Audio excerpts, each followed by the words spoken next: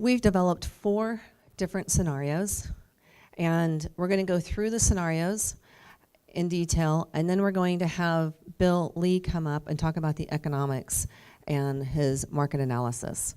And then we're going to break out into our groups for you all to give us some feedback on what you like on each of these scenarios.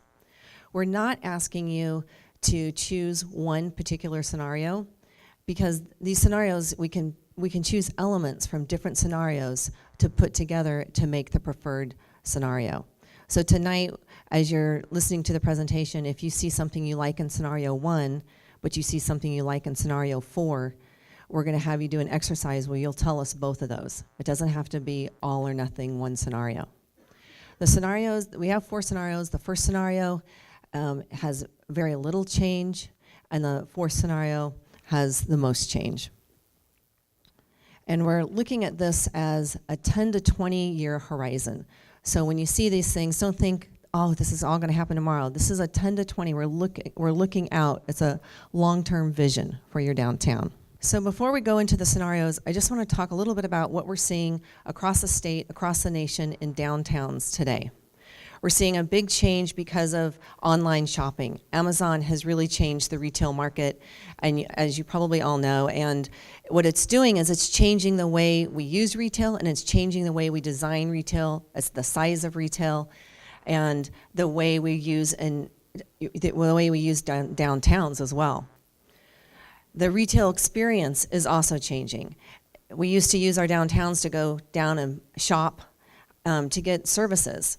Now downtowns and retail included, it's becoming more of a social experience. What we're seeing is, for an example, is Nordstrom's just opened a Nordstrom's in North Hollywood. It's 3,000 square feet. That's a little tiny store. They used to be, what was it, 200,000 square feet? 3,000. So you don't go there and shop with all the different sizes. What you do is you go there, you pick out your clothes, and then they ship them to you. Or you order online and you go there to pick them up. And then they create an experience. They have a coffee shop and a wine bar. They have a nail salon.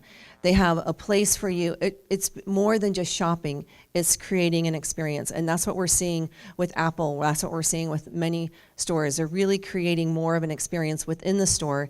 And we're seeing the same thing with downtowns.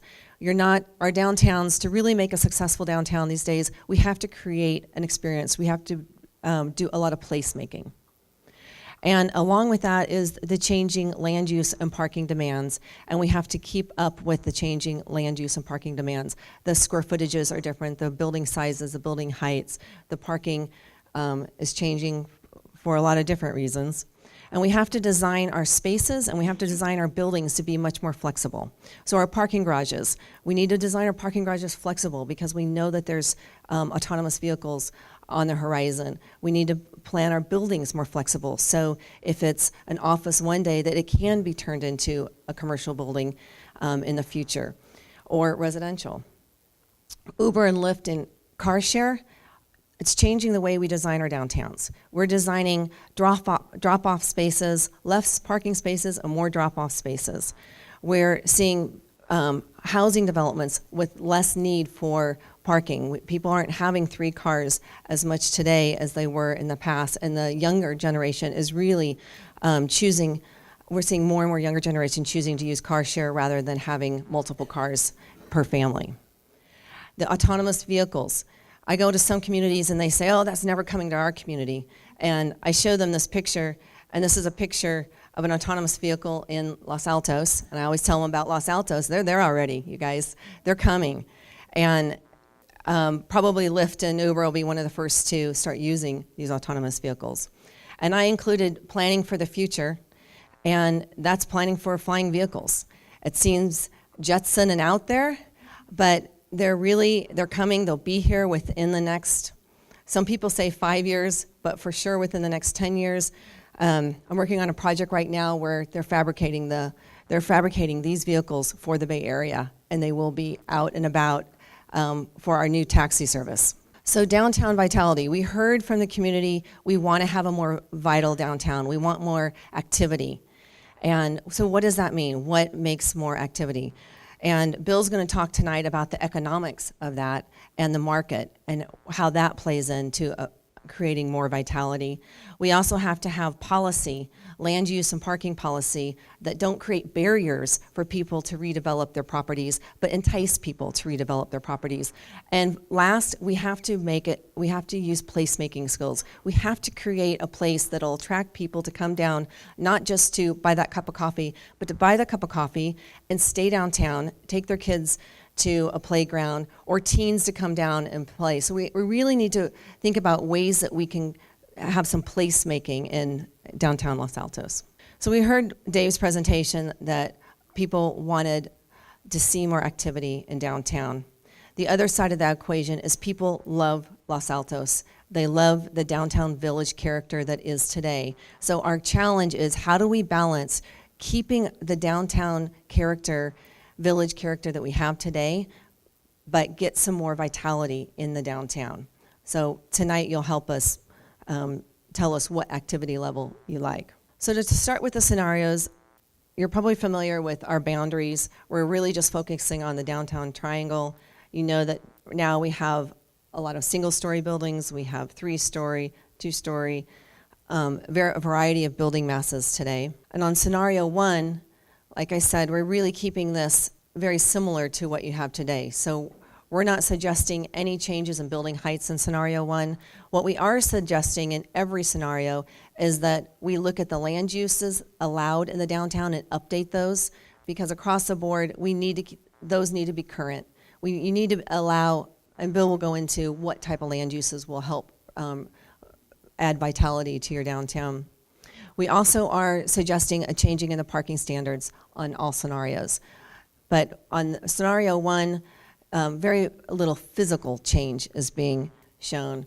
We do show entry features, and it's simply some accent paving at entry so people understand when they're entering the downtown, and it's a very low cost way to kind of identify the downtown borders.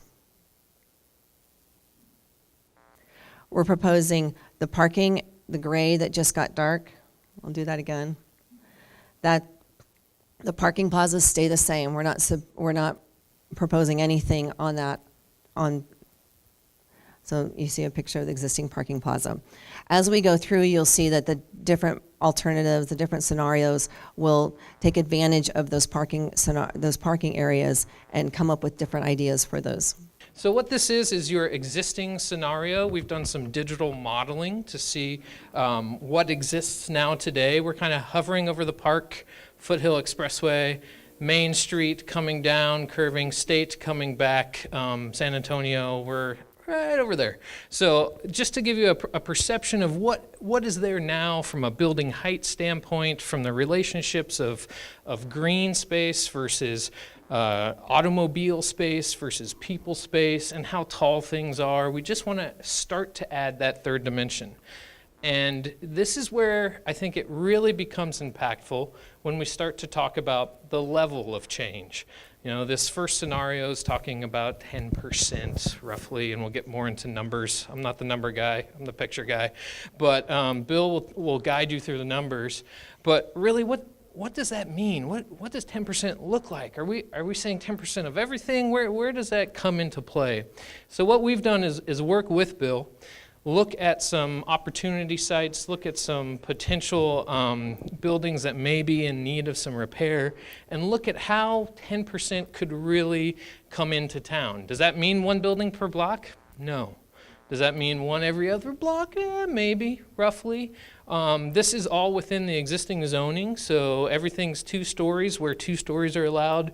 The key up in the top here shows existing buildings, 2-story buildings that would be new, and 3-story buildings. So there's a couple 3-story that are currently allowed on the northern edge, on the opposite side of the parking lots. But this really, again, here's Main, here's State. A couple buildings coming in that are in keeping with the size and scale of what exists now, this being accommodated through some parking reduction standards, some updates to allow for some new changing retail dynamics. That's still a little hard to understand, so I want to make sure that we actually get down to the eye level, to a person. And what does this actually look like? What are you telling me this means? And so we're zooming down. Here's an existing photo from downtown. We're highlighting some of the changes we talked about, like intersection treatments, like some small scale buildings coming in, still in keeping. So what you'd go from existing to proposed.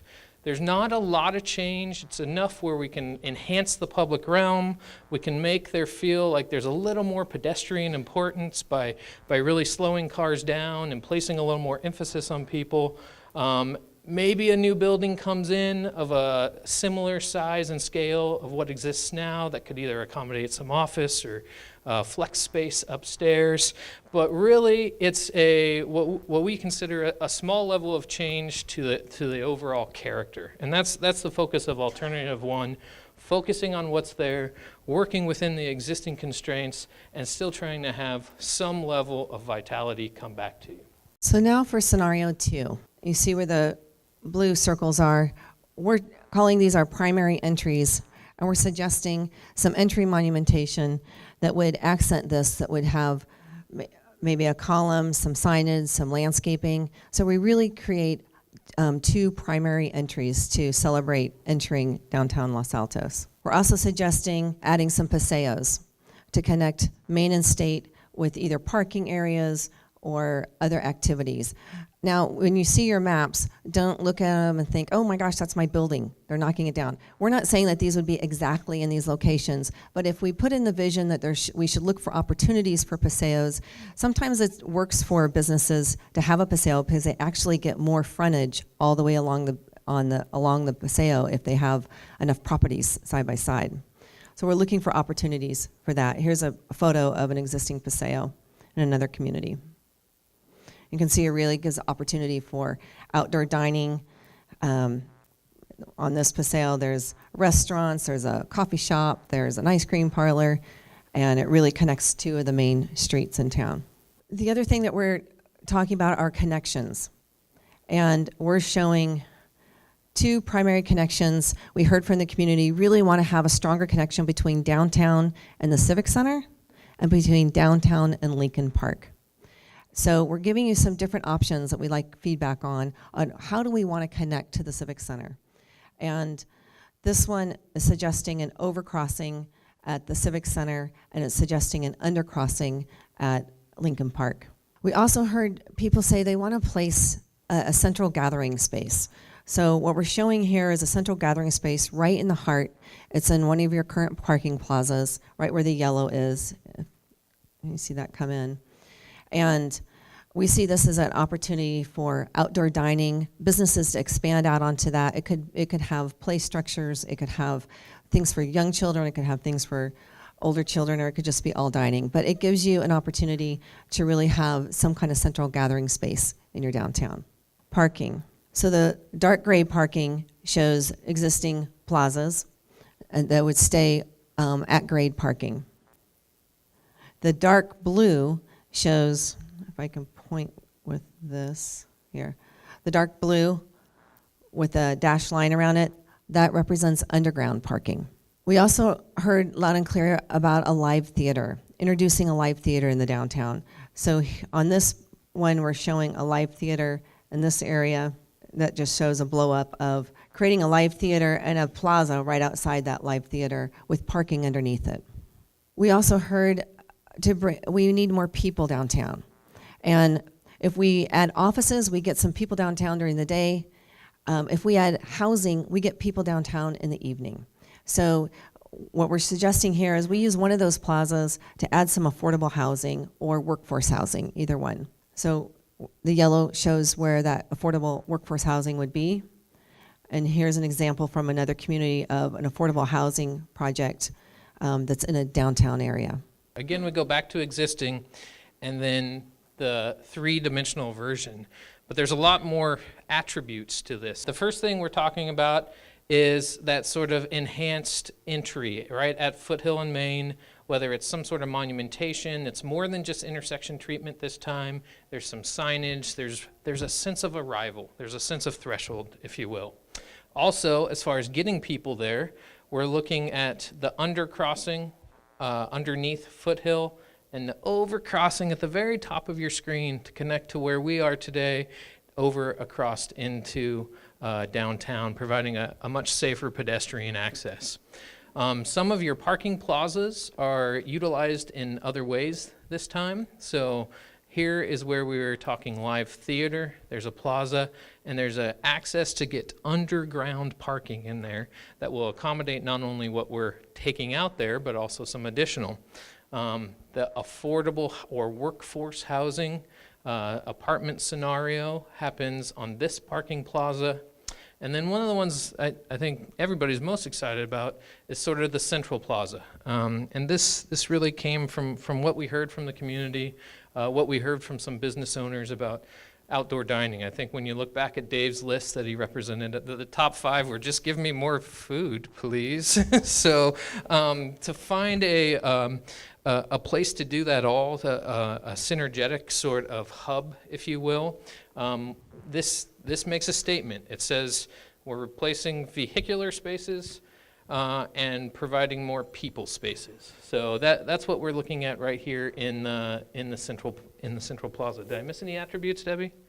No, lucky. Again, I want to take you down onto eye level, onto the human scale. So we're going down into that parking plaza. This is a sort of cartoon sketch of what that may look like, which who knows. And all I can really say is I don't really know what it will look like, but we have some ideas, some thoughts. And what I'm trying to do is show you the amount of change. Well, are we talking about wholesale ripping buildings out? Or maybe there's some existing buildings that are working well now, but if they had more of an active area outside them, maybe they just revamp. Maybe there's some new facades that come in, they change the colors, they add some outdoor dining. Many of these other buildings still stay, but if this becomes a really great people space, a place where you want to be, all of a sudden these retail spaces can become two-sided. 10 years ago, I told everybody you can't do a two-sided retail building. Well, now with the way things are changing, you actually can. And so again, we're showing what exists now and what could be. So there's a couple reference points.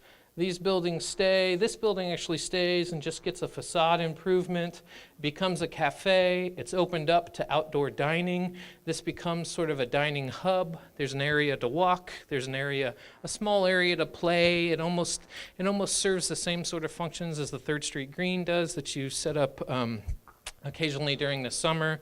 Maybe there's one new building over across the green that where some of those parking spots left and can have layers of outdoor dining where they actually have a terrace up above. There's some verticality to it. It's not all on the ground. A little bit of green space. Try to capture the existing trees that are there now. So I'm just making it summer because it looks better with a clear blue sky and some leaves. I'm not trying to pull the wool over anybody's eyes, but we are just trying to show that there's more people activity. You've taken cars, a place that was made for cars, and turned it into a place made for people. So in scenario 3, again, we're going to have 2 primary entries, but this time instead of, we're going to take a more bold approach and put an archway that welcomes you to the downtown area. Again, this was some of the ideas that came out of the workshop. But we see this in many towns, and it really does make a statement as you enter your downtown. Connections, we're showing connections to the Civic Center and connection to Lincoln Park being a roundabout at the Civic Center. So Edith and San Antonio would have a roundabout. When you build the roundabout, you would build an undercrossing, so you would tunnel under the road to have an undercrossing over at the Civic Center. On Lincoln, you would have the overcrossing to connect Lincoln Park with the rest of the downtown area. And then on this alternative, we're introducing shared streets. Shared streets, some people call them Woonerfs in other countries. They're basically, we're showing them on this bright yellow line. So I'm going to turn it off turn it on. And this is really to connect, these are the narrow side streets. And what we do on a shared street is really the ultimate flexible street. Your sidewalk and your paving and your parking is all one level. It has usually pavers all the way across, and it can be easily transformed into a plaza, into an event space, just by simply putting up bollards. So you can have a temporary event space, a temporary plaza, but it's open to vehicles, and it's open to parking, and it's open to pedestrians. The sidewalks are delineated usually by a change of material and color. And what it ends up doing is when a car enters a shared street, the car slows down. They know that they're not the dominant source of our vehicle, that they have to slow down and watch out for pedestrians. So it really brings the pedestrian to a higher level and celebrates the pedestrian equally with the vehicles. Plazas on Alternative 3, now we've created an entire spine down the center and the heart of your downtown. So I'm going to do that again so you see the yellow. Taking over the existing parking plazas. These parking plazas are the least efficient parking plazas, so they're a great opportunity to turn them into something else without losing a whole lot of parking. We're also suggesting some plazas over by the live theater that would be connected with the shared street to the center plazas. By having a space, a little bit larger space for your central plaza, gives you the opportunity to really expand outdoor dining, but it also gives you the opportunity to create some activity areas. We kept hearing moms and dads tell us we need areas where we can bring our young children and play. So there could be a playground type climbing area. There can be an area for teens. That was another thing we heard a lot at the Junior Olympics pop-up event we went to. Please give us some place for our teens to hang out. So what we're seeing in towns all over the state are these ping pong tables popping up. Teens come and gather around the ping pong tables. There's games. There's other things that we can do to really attract and create nodes for these activities. We could even have them, I would see, maybe focusing them. So you have one that's more focused on younger generation, one that's focused on an older generation, one that's focused on dining. Activity nodes is another concept we're introducing on this plan. Activity nodes are just little pockets that we can create nodes for pedestrians. These can be fire pits or fire rings with seating around them. They can be little pockets for entertainment or music. It could be little seating pockets with public art. And both of these pictures are from the same town. It's a great way to activate the street at night. And we kept hearing, please give us something that will activate our streets at night. Give us something to do so our evenings will be more lively. In this town, I was walking down the street and I could hear the music. It was just two guitar players down the street, and it just drew me to walk down the street instead of just going to the one restaurant. And then on the way, you come across this ice cream parlor with this fire pit out front, and people were completely surrounded the fire pit. And they didn't just have one, they had them kind of scattered around. So it was like a string of pearls where you would walk to the fire pit, then you would hear music, and then you'd walk to the next fire pit, and you'd hear music on the next block. And it really just livened up the entire downtown. So coming up with some kind of activity that is appropriate for Los Altos, that we could create some evening ambiance and some activity nodes. Parking. So the light gray show keeping existing parking lots as is, and the dark blue with the dashed line show underground parking opportunities. These black boxes show opportunities for a vertical parking structure. And what we're suggesting there is we wouldn't want to just see a parking structure. We'd want to see a parking structure that's wrapped with retail or office, so that when you're driving down First Street and you enter into the parking structure off First Street, that what you see is a building, like an office building or commercial, and the parking structure is actually behind it or above it. Here's an example of one similar to that. So you see this one has retail on the ground floor, and it has parking above it, but the way it's designed, it somewhat looks like a building, an office building or something. We show a live theater again, an Alternative 3. And we show affordable and workforce housing, an Alternative 3, in 2 locations this time. So I'm going to go back. You see the 2 white buildings turn yellow So 2 opportunities for affordable housing. The affordable housing really will help bring people in the evening as well. It gets people feet on the street, it gets eyes on the street. This is an affordable housing project in another community. I think the parking on this project is actually hidden behind the affordable housing. What you see again in buildings is we're probably in that 17% range of change, what actual could happen. We're introducing some 3 stories off of Main and State, so down in this area and up in this area.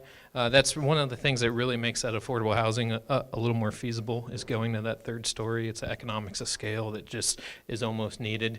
However, you do see that even when a parking structure or another parking structure comes in, we find a way to do what's either called a wrap or a liner building, so that the facade of that building actually is occupied, whether it's housing, whether it's office, whether it's retail on the ground floor.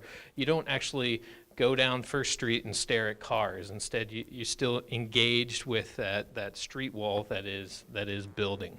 You can see the green spine, as Debbie called it, which I think is just a really exciting idea. If the streets are for cars, then I want to be where the people are, what the places for people are. And whether it's my kiddo here and, gosh, a fire pit and ice cream, I'd stay near downtown all day. So you'd have to kick me out, I think. I think this idea of, Debbie called it a string of pearls of activity nodes, where you could go from one place and hear music here, walk down for a beverage and hear the next musician, or sit at a fire ring is really sort of a neat concept. Again, some alternatives to, there's a roundabout up at San Antonio. There's an overcrossing here. So there's the archway here as well. So again, some sort of different takes on how we're trying to accomplish a lot of the same things, just in different levels, if you will. So I once again want to take you down to the street, show you what this may look like. We're going back to the dining plaza. There's a little more activity now. There's a little more parking structures accommodating even more intensity here. So what exists now, instead of just a facade improvement in one new building, we're also saying, well, maybe there's even another new 2-story building, more opportunity for dining. There's still some existing buildings as well. This is existing just with a facelift, if you will, some outdoor dining on a second level to really just further engage that area. So scenario 4, again, we're showing 2 primary entry elements. On scenario 4, this time we're focusing on public art for the entry element. We're showing some pedestrian connections. Again, we have overcrossing, and we have at Edith, and actually what we're showing the overcrossing is right here.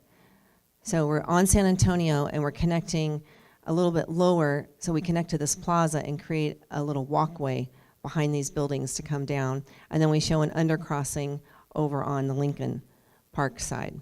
One of the big ideas on this is to really create an incentive zone for outdoor dining, restaurants, to really attract investment in the downtown hub. And we're calling it the dining hub. So right in the center of downtown, what we're suggesting is this would be an incentive zone where we would create incentives with reduced parking, with allowing restaurants to spill out onto sidewalks, to spill out onto the back, the dining areas out back. And that can be a real incentive for restaurants to want to locate here. So we end up having a lot of synergy of restaurants right in the heart of your downtown. On this alternative, we're suggesting really increasing the shared streets. So you end up with your whole downtown being a shared street, kind of like a Fußgängerzone in Germany or a pedestrian zone, but it's a shared street that would allow for cars, and they could be closed off for special events, just like the picture that we showed before. This shows as an example where the sidewalk is at the same level as the vehicle street. The cars can go through it, but they can easily be bollarded off. And on this one, everywhere where you see the yellow is where the pedestrian street would go, or the shared street. Plazas, we're again showing the central plaza spine right down the center of the heart of your community, but then we're also adding a more called a plaza, called a pedestrian connection, but a spine over on San Antonio. So you really start getting some frontage on San Antonio. And it doesn't look as much like backs of buildings, but San Antonio has some buildings fronting onto it. Here's a picture of a plaza with public art, parking. We're showing the light gray is the existing surface parking, the dark blue is underground parking, and then the black square would be the vertical parking. So we're showing a lot more underground parking with a little bit of a vertical parking structure. So for facade improvement, this purple zone, I'm going to go back and forth here. That zone is where we see there's an opportunity. If we have a pedestrian crossing right here, an overcrossing, you could come across and go straight into your downtown across this, and if there's some sales, you could cut through, but otherwise you'd have kind of a little alleyway or green corridor or plaza corridor that would be along the street with some facade improvements. Again, a live theater and some workforce affordable housing, another workforce housing example. So this one introduces, in this corner, a boutique hotel. So when we're looking at revenue, hotels are really good for your community. And so we added a boutique hotel here, and we added some office space up here on San Antonio. So when you're driving down San Antonio, you don't just see parking lots, but you see some building frontages that would kind of buffer and create more of a facade along San Antonio. Just to go back again from existing to proposed, you can see that there's definitely more blue. I think it's good to keep in mind that this is still in scale and size, height with what's happened other places within your downtown, but the more you incentivize, the more that happens. So really focusing on this as a pedestrian hub instead of just having the green spine. We're going to do some innovative things along the street to humanize those even more, if you will. We're still looking at pedestrian access in a variety of different places. We're looking at some sort of entry denotation, affordable housing, live theater, the parking structures. There's a number of things that are sort of building on each other here that really help to do all of that boutique hotel. What you see as you actually come down to this shows really well the sort of enhanced streets that are shared streets, as Debbie described. What you see as you come back down, this goes back to our first imagery, is now maybe there are some 3 stories on State and Main. If there are, though, they need to set back. So even though not this whole block will change, maybe this and then your most intense version, there's a building or 2 buildings per block that change. When they do change, if there is a 3rd story, that street wall, that's what we call the building at the back of sidewalk, still needs to respect that 2-story character that is so important. Getting to that 3rd story does a huge thing economically to incentivize some development, to allow some housing. You can see that this is a much more pedestrian and friendly environment. We're focusing on the dining hub, so we've actually taken outdoor dining to the edge of the street here. You'll see this in a number of communities throughout California where they're taking back the public realm, if you will, and giving it back to their retail. This is tax dollars, this is money generation, this is that experience, that livelihood that we've all been talking about. So taking that back over from the car and giving it to the people, this shows that sort of same example from what you have now to what potentially could be. Now that you've seen all of the exciting ideas brought forward by RRM Design, I just want to give you a sense of how much more vitality these scenarios might add. Underlying all 4 scenarios, as Debbie alluded to, we project that you'll do some zoning changes to update your zoning standards to allow more day spas and Tai Chi studios and wine bars and things that are not allowed by right.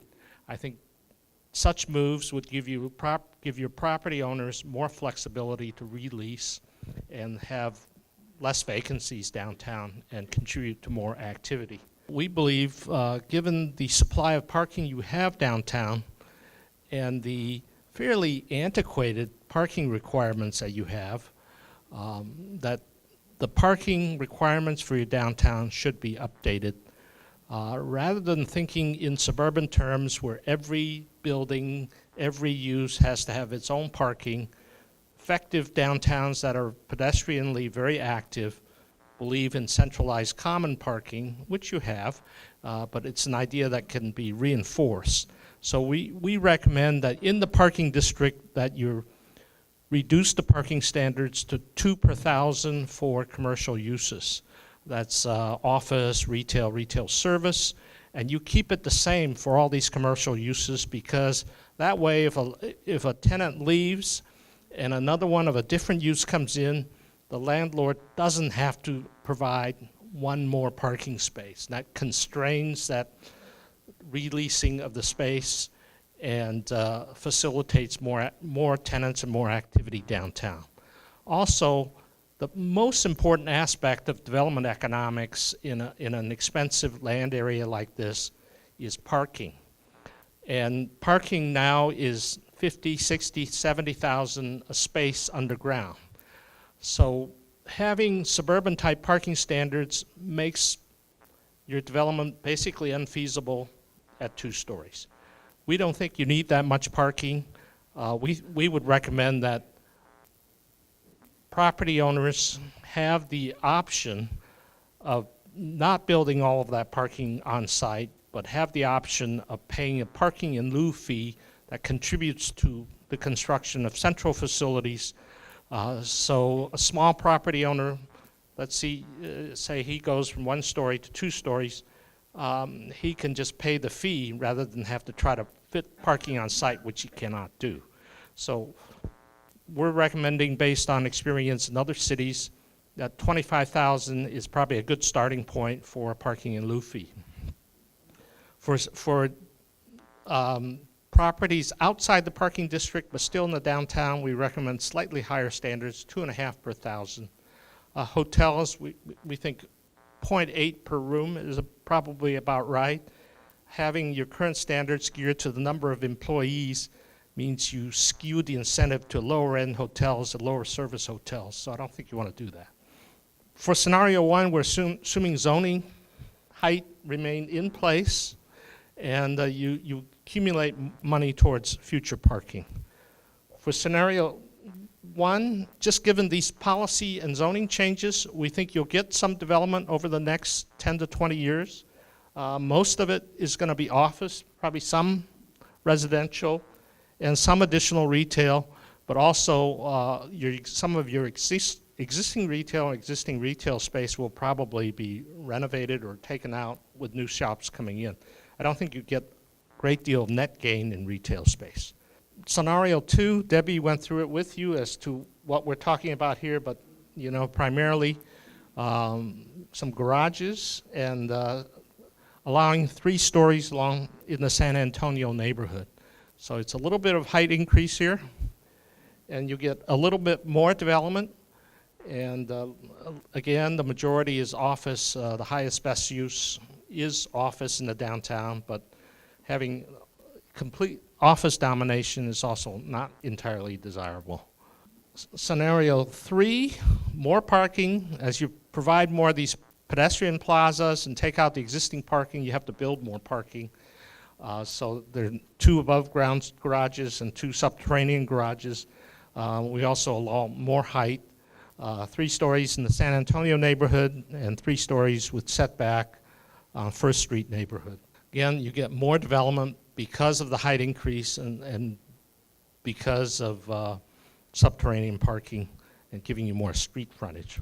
Scenario 4, again, a little more height in different places, more parking, and resulting in more development.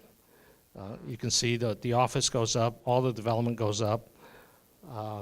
What does this mean in terms of additional vitality?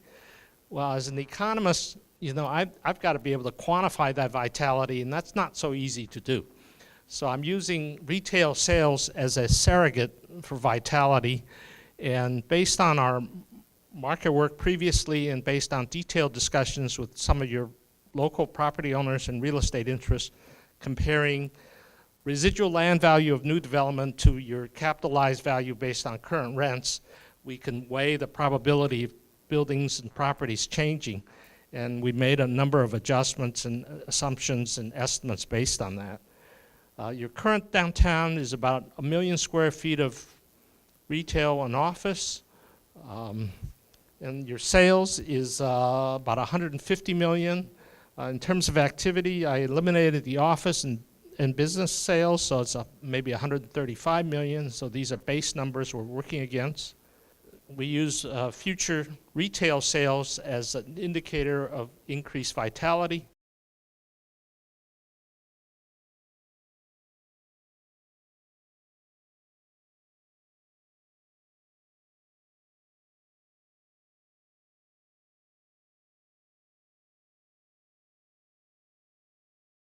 This is what it results in. This is our best estimate in 10 years, how much more retail sales you'll have based on the four alternatives. So it's, with minimum public investments, just some zoning and policy changes, you get about 10%. You can make a lot of investment and get it up to about 20%. Without permitting a great deal more development in the vicinity of the downtown, there's a limit to what you can do by pumping money in public improvements. So you want to be cognizant of that. Here again, these are the detailed forecasts of how much development we expect based on the scenarios, what they mean in that last column in terms of increase in retail sales and vitality. What does this mean for your general fund balance going forward? This is the operations of the city.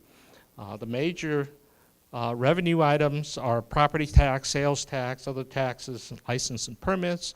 The public costs, expenditures are police and fire, that's probably half or more, and public works. And going out 10 years and looking at, assuming all the development is built out, what does it mean for your general fund balance, operating balance? The four alternatives don't vary a great deal. I could have used a little different scale. Looks like 1 is better, 1 is good, and 4 is good, 2 and 3 are not so good. But really, on a $40 million budget, you're talking about minus 100,000 to plus 400,000. So it's in the 1% range. It's not really an important factor in how you select the alternatives. What we did learn from this analysis is, one, if you do a theater, assuming you use fundraising to build a theater, you should probably set some reserve aside for maintenance, utilities, reserve for future reserves. So we put that at $200,000 a year, so it's a new cost. And then if you put in a boutique hotel, 65, 70 rooms, that gets you $300,000 or $400,000 a year, offsets the cost of the theater. So basically the fiscal analysis, this is operations, not the capital cost, it doesn't really influence the decision of the alternatives. So, go for it.